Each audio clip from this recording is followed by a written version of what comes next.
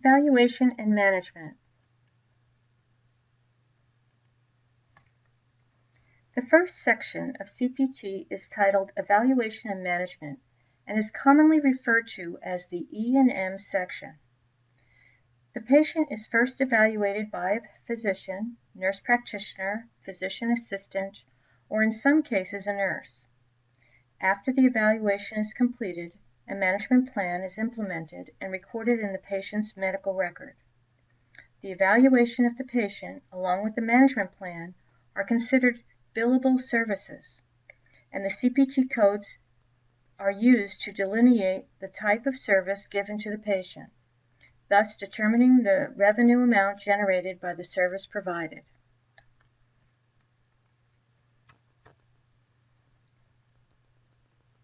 The Evaluation and Management section contains categories for the office visits, hospital visits, emergency room visits, preventive medicine visits, and consultations, as well as skilled nursing facility, and other types of visits.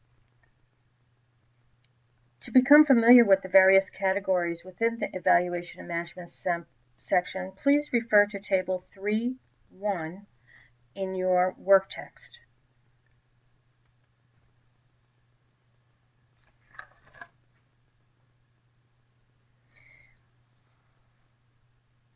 There are unique guidelines that coders must understand to effectively code within this particular section.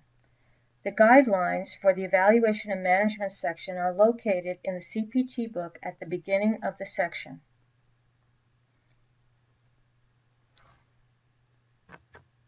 The guidelines define commonly used terms and instructions for selecting a level of evaluation and management services.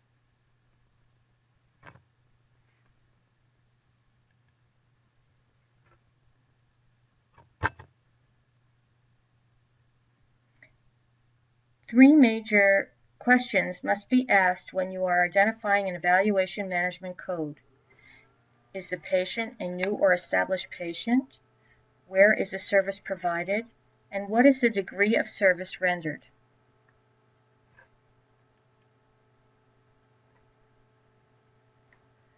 New versus established patients. New patients criteria would be that the patient has not been seen within the last 3 years by the same provider or by a provider within the same practice or specialty.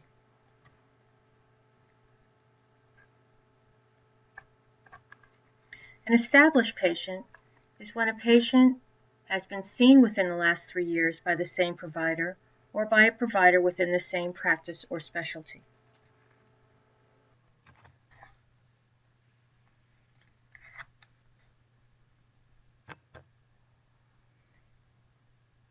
In the Evaluation and Management section of CPT, it is also divided into categories according to the location of the service.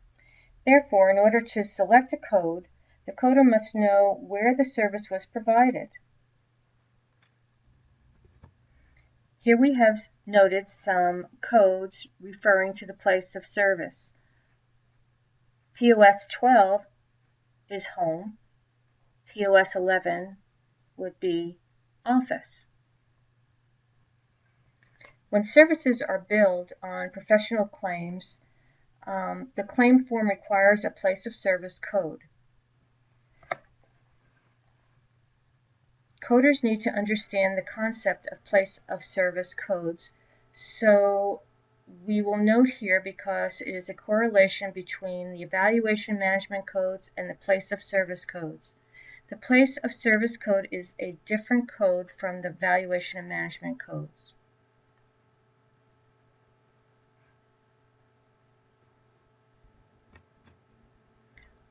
So if the patient was seen in the office, the place of service code would be 11. The level of service is the CPT code chosen by the provider.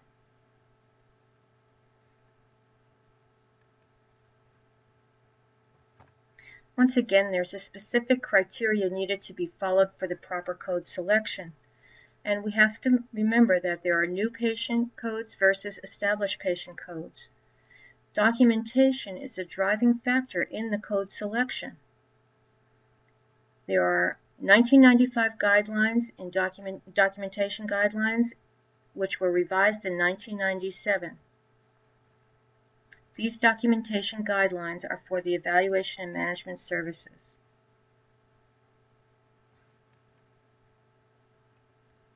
They require key components. There are 3 key components: the history, the examination, and the medical decision-making. Other components are counseling, coordination of care, nature of presenting problem, and time.